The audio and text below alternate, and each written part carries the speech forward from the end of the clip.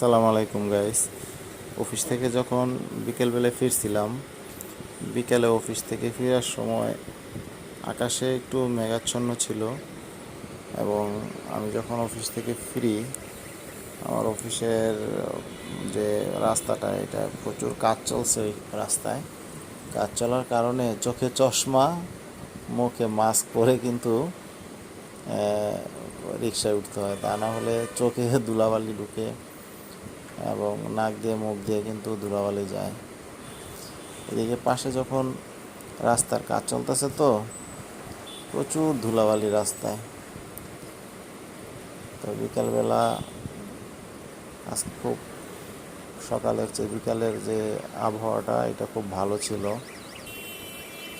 ঠান্ডা ছিল।